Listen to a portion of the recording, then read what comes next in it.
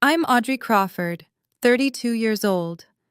2 months ago, on Thanksgiving night, in front of 30 relatives, my parents handed my sister a $13,000 cruise package and gave me a crumpled $2 lottery ticket with a mocking smile.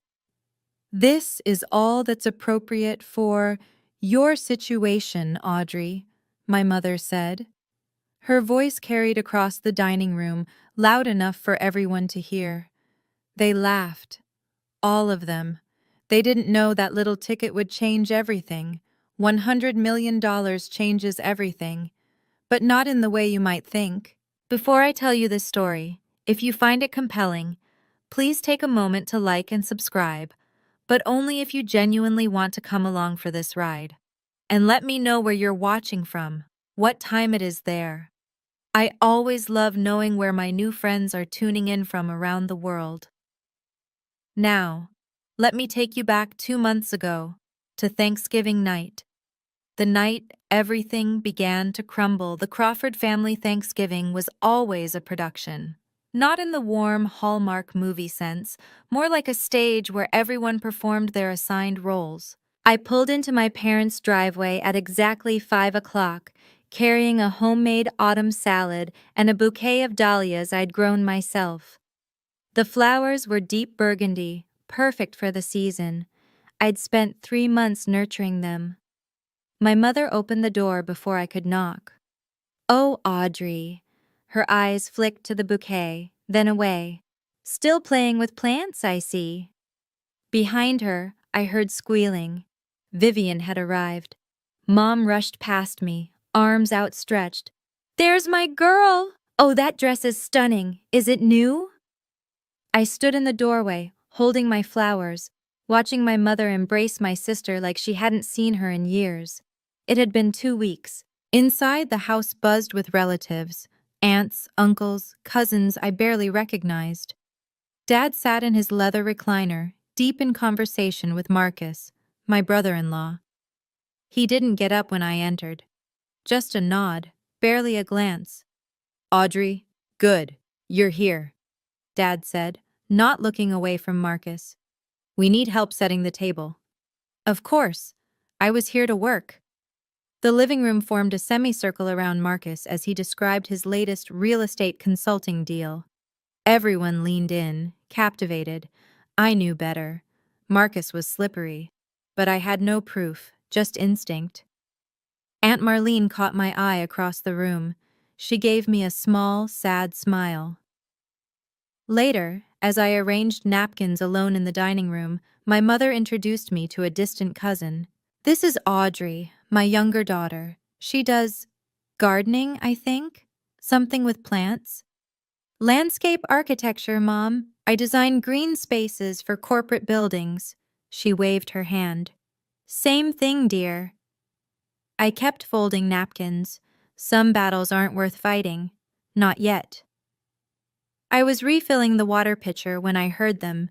The kitchen door was slightly ajar, and voices drifted through. Mom, Dad, Vivian.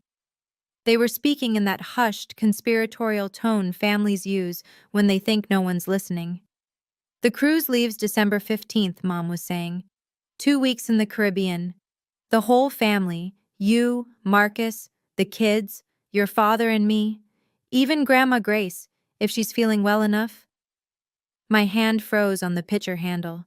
"What about Audrey?" Vivian asked. Not concerned, just acknowledging my existence. Silence. Then Dad cleared his throat. "She's busy with work. Besides, a trip like this is expensive. We don't want to burden her." They hadn't asked if I was busy. They hadn't asked if I could afford it. They'd simply decided I wasn't worth including. I pushed the door open. "I'm not invited?" 3 faces turned. Mom's smile tightened. Dad suddenly became very interested in his coffee cup. "Sweetheart," Mom started, "this trip is to celebrate Marcus's promotion. It's really more of a family thing," I finished. "It's not about you, Audrey," Vivian said, her voice honeyed. "We just didn't think you'd be interested. You're always so independent." Independent, the word they used when they meant outsider.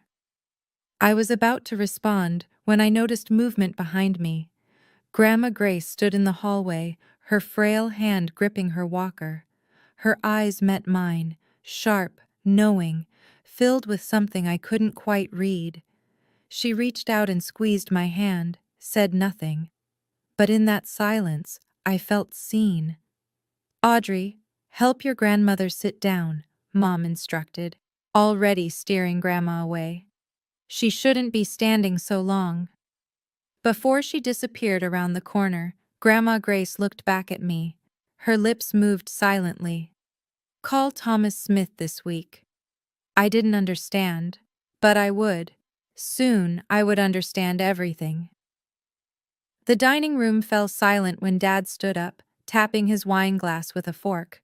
"Before we eat, I want to take a moment to thank everyone for being here." He smiled, the practiced smile of a man who'd spent his life selling used cars. "Family is everything." 30 people nodded in agreement.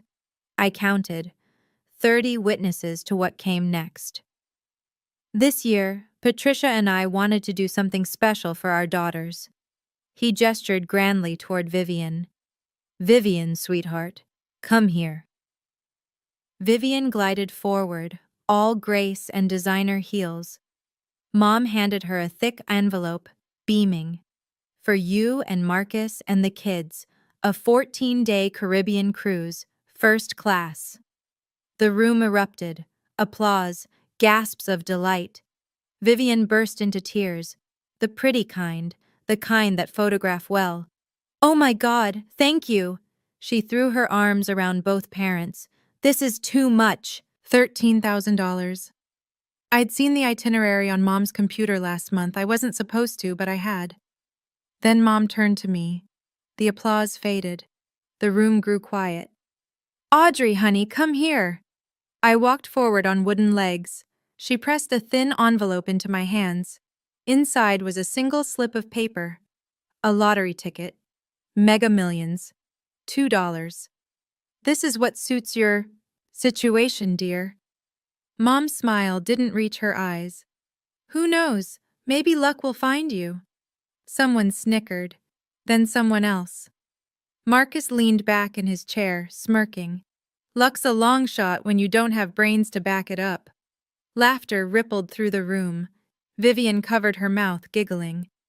"Oh, that's so cute, Mom. Maybe she'll win $5. I stared at the ticket in my hand. My face burned, but somewhere deeper something shifted. Cracked.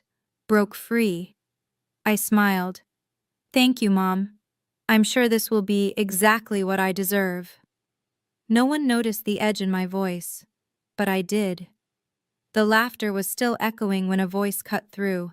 "Gerald, Patricia, this is not right." Everyone turned. Grandma Grace stood at the edge of the room, her small frame trembling with the effort of standing without her walker. Her voice was thin, but it carried. "You cannot treat Audrey this way. Not in front of everyone. Not ever." The silence that followed was different from before, heavier, uncomfortable. No one had expected the family matriarch to speak. Dad's jaw tightened. "Mother, please." "I am not finished." But Mom was already moving, her heels clicking against the hardwood. She wrapped an arm around Grandma Grace with practiced efficiency. "You're tired, Mom. Let me take you to lie down." "Patricia, I'm not." "The doctor said you need rest. Come on." I watched, helpless, as my mother guided my grandmother toward the guest room. Grandma Grace looked back at me over her shoulder. Our eyes met. She nodded. Once, deliberately. Then her gaze shifted, just slightly, toward her old leather handbag sitting on the armchair by the window, the one she always carried, the one no one was ever allowed to touch. The door closed behind them. The room exhaled.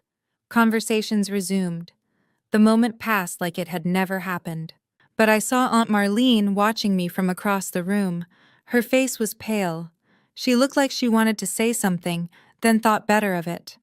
I excused myself to the bathroom, locked the door, stared at my reflection. The lottery ticket was still crumpled in my fist. $2. That's what they thought I was worth. But Grandma had said something. Thomas Smith, a lawyer. Why would my grandmother, who had no lawsuits, no legal troubles, want me to call a lawyer? I didn't know yet. But something told me I was about to find out. It was nearly midnight when I started cleaning up, alone, as usual. Most guests had left. Vivian and Marcus had retreated to the living room to plan their cruise wardrobe. My parents were seeing off the last relatives. I was gathering dishes from Dad's study when I saw them. Papers, scattered across his desk like he'd left in a hurry, bills with red overdue stamps, a letter from a collection agency, and beneath it all, a document that made my blood run cold, a loan agreement, signed by my father, co-signed by Marcus Pierce, $180,000. The interest rate was predatory, the kind you only see from people who operate in shadows. My hands were shaking as I flipped to the next page. It was worse. Collateral documents for Grandma Grace's house. The house where she'd lived for 50 years. The house where my mother grew up. The house that was supposed to be Grandma's until she passed. There was her signature, shaky, uneven, dated from 6 months ago. The same month she'd fallen and spent 2 weeks hospitalized, drugged up on pain medication. They'd made her sign when she wasn't herself. I pulled out my phone. My heart was pounding so hard I could hear it in my ears. I photographed everything, page after page. I didn't know what I would do with these pictures. I didn't have a plan. But I understood something now. The favoritism wasn't about love. It wasn't about Vivian being the golden child. I was the threat. I was the one who might ask questions, who might notice things that didn't add up. They needed me small, silent, invisible. That's why I got a $2 lottery ticket. I slipped out the back door, photos saved, mind racing. For the first time in my life, I wasn't going to stay quiet. 1 week after Thanksgiving, I called Aunt Marlene. She picked up on the second ring. Audrey? Aunt Marlene, I need to ask you something. What is it, honey? Is Dad in serious debt? Silence. Long. Heavy. You know something, don't you? I pressed. How did you find out? I saw papers, at the house, a loan agreement with Marcus. Audrey, her voice dropped to a whisper. Don't talk about this on the phone. Why not? Because there are things you don't know yet. About Marcus. About your father. My grip tightened on the phone. What things? Not here. Not like this. Meet me Saturday. The coffee shop on Elm Street. 2 o'clock. Aunt Marlene, please. And Audrey? She hesitated. Don't trust anything Marcus tells you. He's not who he pretends to be. The line went dead. I sat in my apartment staring at the lottery ticket on my kitchen counter. I'd forgotten about it since Thanksgiving. It had been sitting there, crumpled and ignored, like me. Maybe it was time to check the numbers. I pulled up the Mega Millions app, entered the numbers, watched the little loading wheel spin. The first number matched. My heart skipped. The second number matched. I stopped breathing. Third, fourth, fifth, all 6. I refreshed the app. Same result. I went to the official website. Same numbers. Same result. $100 million. I didn't scream. I didn't cry. I just sat there, perfectly still, for what felt like hours. Then I did the first thing that came to mind. I Googled, lottery winner, what to do first. And then I remembered Grandma Grace's words. Thomas Smith. It was time to make that call. I didn't tell anyone. Not a single soul. For 3 days, I walked through my life like a ghost wearing human skin. I went to work, answered emails, smiled at clients, all while carrying a secret worth 9 figures in my pocket. Every time my phone buzzed with a message from Mom or Vivian, I felt nothing. The number in my bank account, once it cleared, would be larger than anything they could imagine. But that wasn't what consumed me. It was the power. Not over them, over myself. For 32 years, I'd been the invisible one, the afterthought, the gardener. Now I had options they couldn't take away. I didn't call my parents, I didn't call Vivian, I didn't post on social media or buy a sports car or do any of the things lottery winners are supposed to do. Instead, I called Thomas Smith. "Miss Crawford?" His voice was warm but professional. "Your grandmother said you might reach out. She told me to call you. I don't know why. Perhaps you should come to my office. There are some matters we need to discuss." "About the lottery?" A pause. "You've won something?" $100 million. Another pause, longer this time. "Then we definitely need to talk. But Ms. Crawford, the matters your grandmother wanted me to discuss with you existed before any lottery. They're about her estate and her house." My stomach dropped. "What about her house?" "It's better if I show you in person. Can you come tomorrow?" "Yes." "And Ms. Crawford? Don't mention this call to anyone in your family. Not yet." I hung up, stared at my reflection in the dark phone screen. The lottery ticket had given me money, but Thomas Smith was about to give me something far more valuable: the truth. Thomas Smith's office smelled like old books and expensive leather. He was older than I'd expected, early 60s with silver hair and kind eyes behind wire-rimmed glasses, the kind of lawyer who still believed in doing things right. "Please, sit." He gestured to a chair across from his mahogany desk. I sat. "What did my grandmother want you to tell me?" He slid a folder across the desk. 10 years ago, your grandmother established a trust fund. In your name." "A trust fund?" $500,000. The room tilted. "What?" "I never knew. She wanted it that way. She was afraid." "Afraid of what?" Thomas's expression softened. "Afraid your mother would find a way to take it from you." I opened the folder with trembling hands.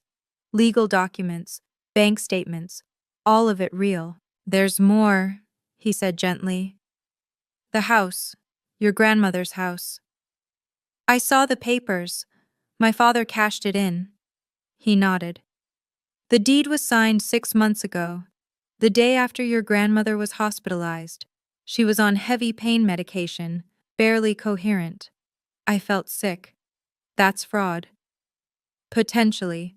The signature is shaky. The timeline is suspicious. But proving coercion is difficult without witnesses." "She didn't know what she was signing?" "I don't believe she did." He leaned forward. "Ms. Crawford, your father owes Marcus Pierce $180,000. The house was collateral. If he defaults, Marcus gets the property." The pieces clicked into place. The favoritism, the exclusion, the $2 lottery ticket. I was never meant to find out. What can I do? What can? With your resources now, you have options. We can challenge the deed. We can pay off the debt and remove the lien. We can protect your grandmother. I looked at the trust fund documents. $500,000 from Grandma Grace. $100 million from a crumpled lottery ticket. Let's protect her. Okay, let me pause here for just a moment. I know what you're thinking. "Audrey, what are you going to do? Are you going to get revenge?" But this isn't a revenge story. This is a story about truth. If you want to find out what happens next, let me know in the comments. Have you ever been treated unfairly by your own family? Hit that like button if you're on my side. Now, let me tell you what Aunt Marlene revealed. The coffee shop was nearly empty when Aunt Marlene arrived. She looked different than at Thanksgiving, older somehow, tired. She slid into the booth across from me, clutching her purse like a lifeline. "Thank you for meeting me," I said. "I should have said something years ago." Her voice was barely above a whisper.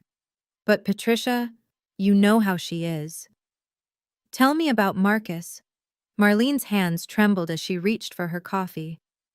He's not a consultant. Not really. He lends money to desperate people with interest rates that would make a loan shark blush. I suspected something. There's more. She pulled out her phone, scrolling through her gallery. 2 months ago, at your parents' anniversary party, Marcus left his phone unlocked on the counter. I wasn't snooping. I was just looking for mine. She turned the screen toward me. Text messages between Marcus and someone named Diana. The words were explicit, romantic, and damning. Can't wait until this is over. Once the house deal closes, I'm out. What about Vivian? She served her purpose. Divorce papers are already drafted. I stared at the screen. He's cheating on her. For 8 months, Diana is his assistant. Marlene's eyes welled up. I wanted to tell Vivian, but I was scared. Marcus, he's not someone you cross. Does Vivian know? I don't think so. She's so wrapped up in being the perfect wife, the perfect daughter. She doesn't see what's right in front of her. I sat back, processing. My sister wasn't my enemy. She was another victim. She just didn't know it yet. Thank you, Aunt Marlene. I reached across the table and squeezed her hand. You did the right thing. She wiped her eyes. I'm sorry I waited so long, Audrey. I'm so sorry. It's not too late, not yet. The nursing home smelled like antiseptic and fading flowers. Grandma Grace's room was small but sunny, with windows overlooking a garden that desperately needed professional help. My professional help. She looked smaller than I remembered, frailer. But when I walked in, her eyes lit up with the same sharpness I'd always known. Audrey. She reached for my hand. You came. Of course I came. I pulled a chair close to her bed. Grandma, I talked to Thomas Smith. Her grip tightened. Good. He's a good man. Why didn't you tell me? About the trust? Because your mother would have found a way to take it. Her voice was firm despite its weakness. You were the only one who never asked me for anything, never expected anything. That's how I knew you were the one who deserved it. Tears burned my eyes. Grandma. And the house, she continued. They made me sign papers. I don't remember it clearly. Everything was foggy. I was in pain. I know. Thomas explained. We're going to fix it. She studied my face. There's something else. Something you're not telling me. I hesitated. Then I told her about the lottery. The $100 million. The ticket her own daughter had given me as a joke. Grandma Grace laughed. Actually laughed. A sound like rustling paper. Karma, she whispered. I always believed in karma. I'm going to buy back your house, I said. I'm going to make sure you can live there again, whatever it takes. Her hand found my cheek. I don't need you to take revenge on anyone, Audrey. I just need you to be free, to protect what matters. I will. Promise me something. Anything. Don't become like them. Don't let the money change who you are. I kissed her forehead. I promise. Some promises are easy to make. This one I intended to keep. 2 weeks after Thanksgiving. The Crawford family gathered again, this time for a bon voyage dinner before the big cruise. I was invited, not as a guest, as help. Audrey, can you arrange the centerpieces? You're good with plants. Audrey, the caterer needs direction. Handle that? Audrey, make sure Grandma Grace's nurse knows we'll be gone for 2 weeks. I did it all with a smile. Played my part. The quiet, dutiful daughter they expected. No one knew about the lawyers working overtime on my behalf. No one knew about the LLC I'd formed to claim my winnings anonymously. No one knew that in 3 weeks, I'd be worth more than everyone in this room combined. The dinner was a parade of self-congratulation. Marcus held court, describing the crew's activities: snorkeling in Barbados, fine dining at the captain's table, spa treatments for Vivian. "Too bad you couldn't join us, Audrey," Vivian said, not sounding sorry at all. "But someone needs to water Mom's orchids." "I don't mind," I smiled. "I hope you all have an amazing time." Dad clapped Marcus on the shoulder. "This guy, best thing that ever happened to this family." Marcus caught my eye. His smile didn't reach his pupils. Cold, calculating, like he was assessing a business asset. "Hey, Audrey." He leaned closer, voice dripping condescension. "Buy any more lottery tickets? Maybe you'll win $5 next time." The table laughed. I let them. "You never know," I said pleasantly. "Luck has a way of surprising people." Mom raised her glass. "To family, to fortune, to the Crawfords." Everyone drank. I raised my water glass and took a small sip. 12 days. In 12 days, they would be in the middle of the Caribbean, and I would be ready. The morning they left for the cruise, I stayed home. "You're not coming to see us off?" Mom had asked the night before, her voice carrying that familiar note of accusation disguised as disappointment. "I have a client meeting. Big project," she'd sniffed. "Always work with you." Always work, as if I had any other choice, as if they'd ever offered me anything else. I spent departure day in Thomas Smith's office, finalizing the paperwork for my LLC. The money would clear within the week, after taxes, roughly $62 million, more than enough for what I had planned. I was reviewing documents when my phone buzzed. Vivian. "Audrey, something's wrong with Dad's credit card. It got declined at the port. Can you transfer $500? I'll pay you back." I stared at the message. The irony was almost too perfect. The first time in my entire life that Vivian had asked me for money. I knew why the card was declined. The debt was catching up. Marcus wasn't covering it like he'd promised. The house of cards was starting to wobble. I typed back, "I don't have $500 to spare right now. Ask Marcus. He's the financial consultant." 3 dots appeared. Disappeared. Appeared again. Never mind, we figured it out. I didn't ask how. I didn't care. What mattered was that they were on that ship now. All of them. Mom, Dad, Vivian, Marcus. Trapped in the middle of the ocean for the next 2 weeks. I turned back to Thomas. "How soon can we file the challenge on the house deed?" "Monday, once you're ready to make your move." I looked out his window at the city below. Somewhere out there, a cruise ship was sailing toward the Caribbean, and I was preparing my own kind of voyage. Day 3 of the cruise. I posted a single Instagram story. Just me, standing in front of Grandma Grace's house. The house that was supposedly no longer hers. The caption was simple: "Home renovation project starting soon." I knew Dad would see it. He checked social media obsessively. It was his only way of knowing what his daughters were really up to. The same day, the local news ran a story. Mega Millions jackpot claimed. Winner remains anonymous. The ticket had been purchased at a convenience store 3 miles from the Crawford family home. I didn't plant that detail. The universe just has a sense of humor sometimes. Aunt Marlene, bless her heart, mentioned it in the family group chat. "Did anyone hear about the lottery winner? Someone from our area won $100 million. They bought the ticket at that little Quick Mart on Henderson Avenue. The one where Mom had bought my $2 ticket."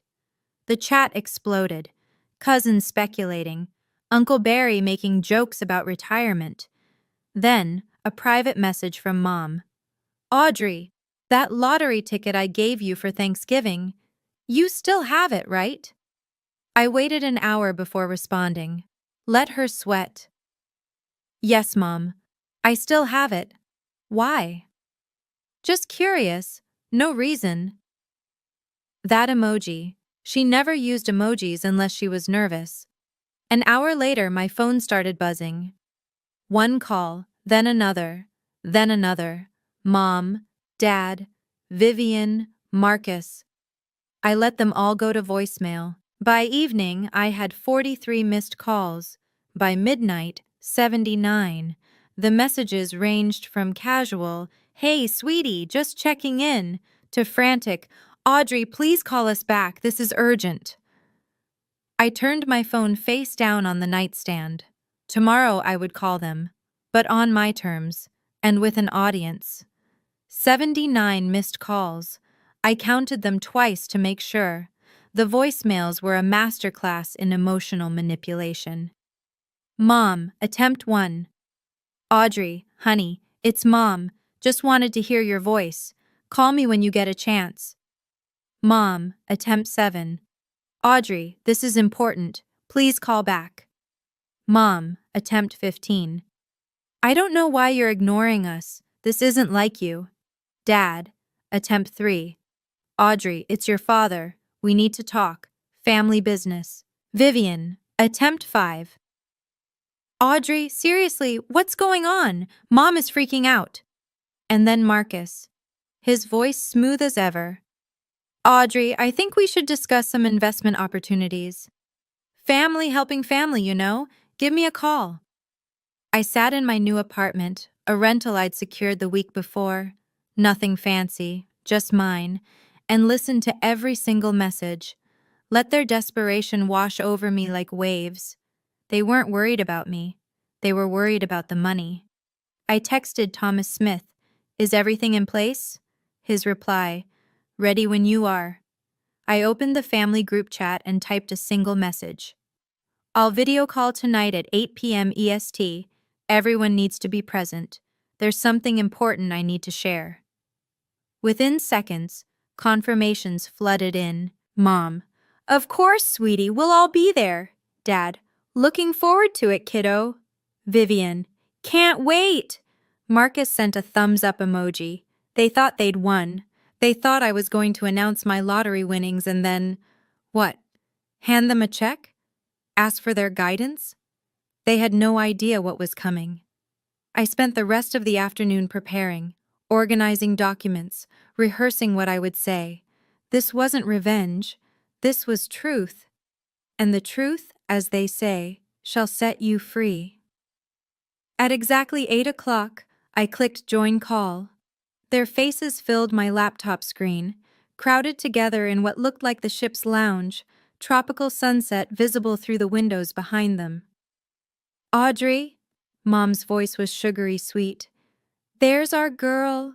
We miss you so much, honey. We really wish you were here with us," Dad added. The sincerity was almost convincing. Vivian waved from behind them. "Hi, sis. You look good. Have you been doing something different with your hair?" They'd never once commented on my hair. Marcus sat slightly apart, arms crossed, watching me with that calculating gaze. "Audrey, good to see you." "Thank you all for making time," I said calmly. "I know you're busy enjoying your vacation." "Family comes first," Mom declared. "Always." Interesting choice of words. "So," Dad leaned forward, "we heard some interesting news. Something about a lottery ticket?" I didn't flinch. "Yes, I won." The silence was deafening, then everyone spoke at once. "Oh my God! That's incredible! How much?" "Audrey, congratulations!" I let them exhaust themselves. When the chatter died down, I spoke again. $100 million. Mom's hand flew to her chest. Dad's mouth opened and closed like a fish. Vivian looked like she might faint. Marcus recovered first. "Audrey, that's life-changing money. You're going to need help managing that. Investments, tax strategies, asset protection."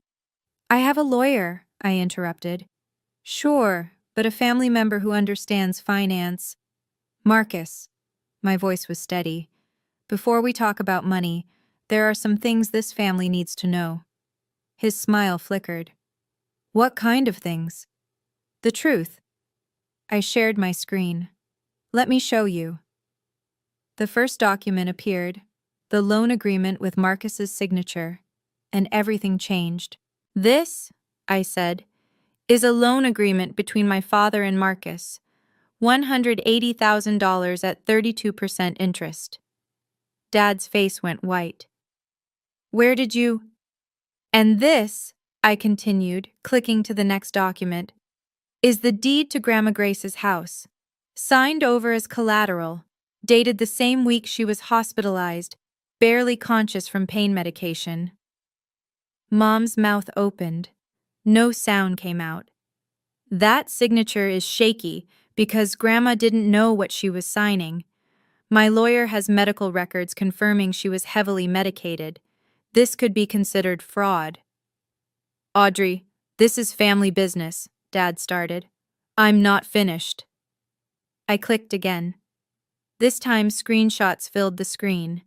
Text messages between Marcus and Diana, explicit, unmistakable. These are messages between Marcus and his assistant, Diana. They've been seeing each other for 8 months. Vivian's face crumpled. What? Once the house deal closes, I'm out, I read aloud. She served her purpose. Divorce papers are already drafted. That's not... Marcus stood up, his chair scraping against the floor. Those are fabricated. She's lying. Am I? I looked directly at my sister. Vivian, ask him. Look at his face and ask him. Vivian turned to Marcus. Her voice was barely a whisper. Marcus? He didn't answer. He grabbed his phone and walked out of frame. Mom started crying. Dad just sat there, stunned. Here's what's going to happen, I said quietly. I'm using my money to pay off the loan and clear the lien on Grandma's house. The deed will be transferred back to her, legally protected. None of you will have any claim to it. Audrey, Dad pleaded, we're family. Family doesn't steal from 90-year-old women. I kept my voice level. And I'm not done. Okay, I know a lot of you are screaming, yes, at your screens right now. But hold on, the story isn't over yet. If you've ever dreamed of saying the things I just said to your own family, smash that like button. And if you want to know what happened to Marcus next, oh, karma wasn't finished with him, keep watching. Because what happened after that call? Even I didn't see it coming. I ended the call before anyone could respond. The last thing I saw was chaos, Vivian crying, Mom shouting something I couldn't hear, Dad sitting motionless with his head in his hands. Marcus was nowhere to be seen. My apartment was silent, just me and the fading sunset through the window. I'd imagined this moment for weeks. I thought I'd feel triumph, victory, vindication. Instead, I felt hollow, tired, like I'd just run a marathon I hadn't trained for. My phone exploded within seconds. Calls, texts, voicemails. I turned it to silent and set it face down. Then a knock at my door. I tensed. No one knew I'd moved. Through the peephole, I saw Aunt Marlene. She looked as exhausted as I felt. How did you find me? Thomas Smith gave me the address. I hope you don't mind. I let her in. She took one look at my face and pulled me into a hug. You did good, honey. You did what none of us had the courage to do. Did I? My voice cracked. I just destroyed my entire family on a video call. No. She pulled back, holding my shoulders. They destroyed themselves years ago. You just turned on the lights. My phone buzzed. A text from Vivian. I didn't know about Marcus. I swear I didn't know. I'm so sorry about everything. I need time to think, but I'm sorry. I read it twice, 3 times. What do you think? Marlene asked. I don't know. I set the phone down. I don't know if she's sincere. I don't know if anything will change. You don't have to decide tonight. She was right. For the first time in 32 years, I had time. I had options. I had freedom. 2 weeks later, Thomas Smith called me with good news. It's done, he said. The deed challenge went through faster than expected. With the medical records and the witness testimony from your Aunt Marlene, the bank agreed to void the original transfer. I let out a breath I didn't know I'd been holding. So the house is still technically owned by the bank. Your father defaulted on the loan payments when Marcus stopped co-signing. But here's where your money comes in. I'd already made my decision. Pay it off, whatever it costs. It'll be approximately $215,000, principal plus interest, plus legal fees to transfer the deed cleanly to your grandmother's name. Do it. The money was nothing, a rounding error compared to what I had now. But what it represented, that was everything. There's one more thing, Thomas said carefully. I've drafted a protection clause. Once the house is in your grandmother's name, no member of the Crawford family, that includes your parents, can claim any rights to the property. Not during her lifetime and not after. And after she passes? It goes to you, per her original wishes, before any of this happened. I thought about that crumpled lottery ticket, the mocking smile on my mother's face. $2 to get rid of the inconvenient daughter. One more clause, I said. I want it in writing that my grandmother can live there for the rest of her life, with full-time care if needed, completely paid for. Already included, I smiled for the first time in weeks. Thomas, thank you. Thank your grandmother, he said. She chose you for a reason. I hung up and immediately called the nursing home. I'm coming to pick up Grace Mitchell. It's time to take her home. Marcus tried to control the narrative. Of course he did. The screenshots were photoshopped, he told anyone who would listen. Audrey is mentally unstable. She's jealous of Vivian's success. She's trying to tear this family apart. It might have worked once, before social media, before Diana. Diana was apparently not pleased about being abandoned mid-scandal. 3 days after the video call, she went nuclear. Instagram, Facebook, Twitter, every platform. Photos of them together, restaurant receipts, hotel bookings, intimate messages that made the ones I'd shared look tame, and her own video statement, mascara-streaked and furious. Marcus Pierce is a liar and a fraud, she declared to her 300 followers, a number that multiplied by thousands within hours. He told me he loved me. He told me he was leaving his wife, and now he's trying to pretend I don't exist. Vivian filed for divorce before the cruise ship docked. But Diana wasn't the only one with grievances. Within a week, 2 of Marcus's business associates came forward to the state attorney general's office with complaints about predatory lending practices. The interest rates he'd been charging weren't just unethical, they were illegal in 3 states. I didn't lift a finger. I didn't have to. The dominoes fell on their own. Dad declared bankruptcy the following month. The car repair shop he'd owned for 30 years? Gone. Liquidated to pay debts that had been accumulating long before I found those papers. I felt nothing, not satisfaction, not pity, just a strange, peaceful emptiness. Karma, Grandma Grace said when I told her, sitting in her own living room for the first time in a year. I told you I believed in karma. She squeezed my hand. I squeezed back. Some things don't need words. My mother called me 3 weeks after the video call. I almost didn't answer, but something made me press the green button. Audrey. Her voice was hoarse, like she'd been crying for days. Audrey, you've ruined us. No hello, no how are you, straight to the accusation. I didn't ruin anything, Mom. I told the truth. The truth?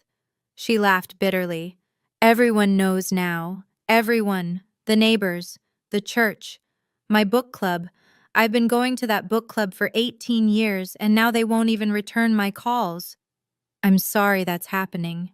Are you? Are you really? Her voice cracked. You had everything. $100 million. You could have helped us. You could have saved your father's business. You could have... I could have covered up fraud? I kept my voice steady. I could have pretended Marcus wasn't a cheating predator. I could have let you keep Grandma's house. We're your family. So is Grandma. Silence. Mom, I said quietly, I'm not blocking your number. If you ever want to have a real conversation, one where you acknowledge what you did, not just what you lost, I'll be here. But I won't listen to you blame me for consequences you created. You're so cold. When did you become so cold? I learned from the best. She hung up. It was the last time we spoke for 6 months. Dad never called at all. I heard through Aunt Marlene that they'd moved into a small apartment across town. He was working as a mechanic for someone else's shop now. Mom had taken a job at a grocery store. I didn't gloat. I didn't feel vindicated. I just kept living my life. Because that was always the point. Not to punish them, but to finally live free. The letter arrived 3 months after the cruise. Not an email, not a text. A handwritten letter, 2 pages long, on pale blue stationery. My sister's looping cursive, which I hadn't seen since she wrote me notes in middle school.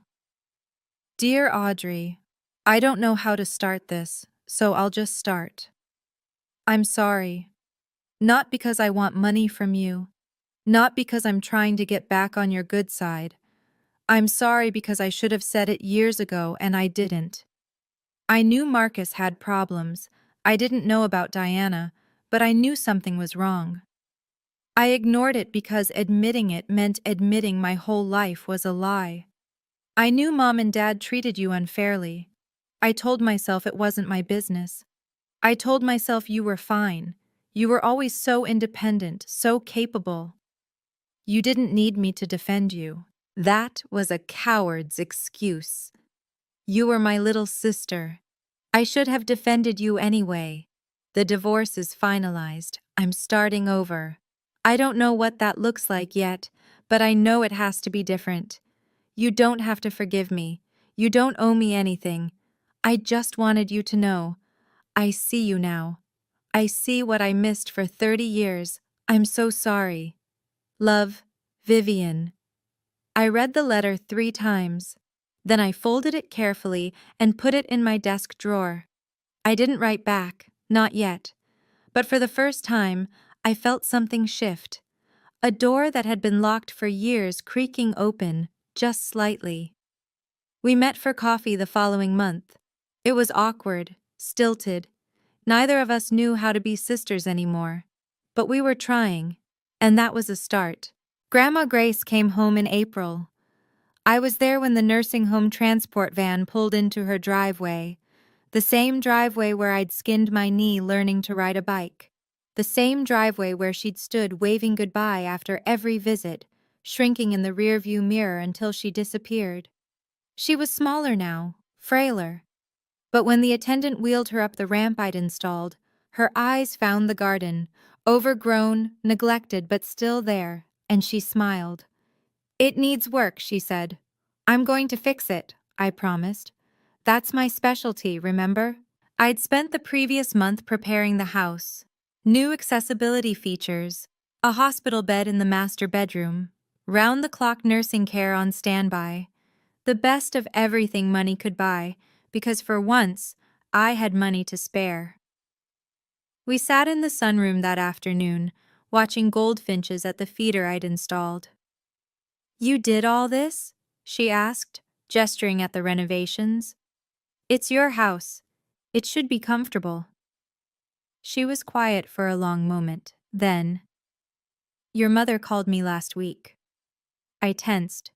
What did she say? She wanted me to talk to you, to convince you to come back to the family. What did you tell her? Grandma Grace turned to look at me directly. Her eyes, despite her age, were sharp as ever. I told her that you never left. That family isn't about showing up for Sunday dinners. It's about showing up when it matters. She reached for my hand. You showed up, Audrey. When everyone else saw what they could take from me, you saw what you could give. I blinked back tears. I just did what was right. That's the hardest thing to do.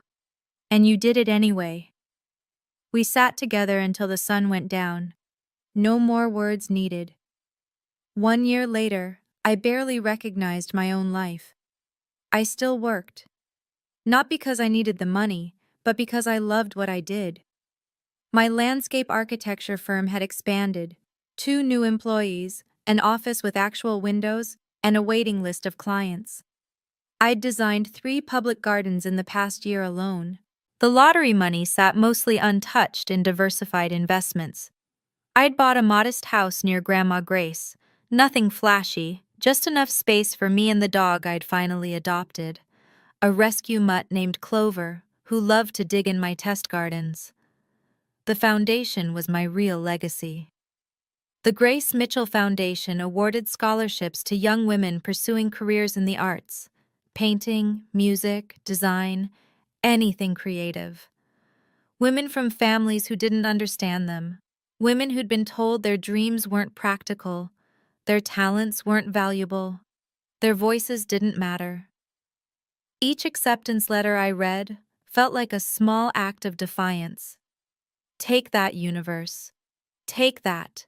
Every parent who ever said, "But how will you make money?" I visited Grandma Grace every day. Some days she was sharp, full of stories about the past. Other days she was tired, and we just sat together in comfortable silence, watching her garden grow. "Your tulips are coming up," I told her one afternoon. "You planted those," she reminded me. "They're still yours." She smiled. "Everything good I have is because I shared it with people who appreciated it. Remember that." I would. I was living proof of it. The money didn't make me happy. It gave me options, freedom from other people's expectations, room to breathe.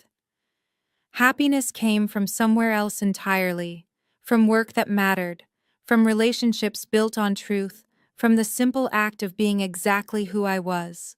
People ask me about my family sometimes, where they are, if we've reconciled. The honest answer is complicated. My parents live in a small apartment across town. Dad works as a mechanic. Mom works at a grocery store. They're stable but struggling, not destitute, but nothing like the life they once imagined for themselves. We communicate occasionally. Dad sends a text on my birthday. "Hope you're well. Love, Dad." I respond, "Thank you. Hope you're well too." That's the extent of it. Mom has never apologized. She's called a few times, usually wanting to complain about her circumstances or hint that she could use some help. I listen politely, then change the subject. Sometimes she hangs up in frustration. Sometimes we manage a few minutes of civil conversation before the resentment creeps back in. I'm not ready to let them back in. Maybe I never will be. That's okay. Forgiveness isn't something you owe to people who hurt you. It's something you give yourself, when and if you're ready. Vivian is different. We've had coffee together 6 times now, lunch twice. We text occasionally, not every day, but enough. She's rebuilding her life. New apartment, new job, new therapist helping her understand how she ended up with someone like Marcus. We're not close. Not yet, maybe not ever, but we're trying. "I didn't realize how messed up our family was until I got out," she told me last month. "I thought that was normal. I thought I was lucky." We both believed what we had to believe to survive. She nodded. Didn't cry for once. Progress. As for Marcus, I don't know where he is and I don't care. Some people don't deserve space in your thoughts. I've made my peace. I'm moving forward. That's enough. People always ask me the same question. Did $100 million change your life? The answer surprises them. No, not really. What changed my life was a moment. A single crystallizing moment when I realized that I had spent 32 years waiting for people to see my value. And they never would. Not because I wasn't valuable, but because they weren't looking. The lottery ticket was a gift. Not because of what it was worth, but because of what it revealed. The people who should have loved me only cared when they thought I had something they wanted. That revelation was worth more than any jackpot. If you're watching this and you're in a family that doesn't see you, I want you to know something. You don't need $100 million to free yourself. You don't need luck. You don't need permission. You need one decision: to stop letting other people define your worth. Set your boundaries. Walk away from tables where you're only invited to serve. Build your own table if you have to. The money gave me options, but the power was always mine. I just didn't know it until someone handed me a $2 lottery ticket with a smirk and thought they'd put me in my place. They put me in my place, all right. Just not the one they expected. I'm Audrey Crawford, 33 years old, landscape architect, dog mom, granddaughter, philanthropist, and most importantly, I'm a woman who finally chose herself. That's the real jackpot. Thanks for listening to my story. If you've been through something similar, drop your story in the comments. I read every single one. Like and subscribe if this resonated with you. And check the description for more stories like this one. Until next time, know your worth, and don't let anyone hand you less. Thank you so much for staying with me until the end of this journey. If you've ever felt invisible in your own family, I see you. Drop your story in the comments. I read every single one, and I want to hear from you. If this video touched you, please like and subscribe to support the channel, and check the description for the next story. It's waiting for you. Until next time, remember, you are worth more than anyone else's opinion. See you soon.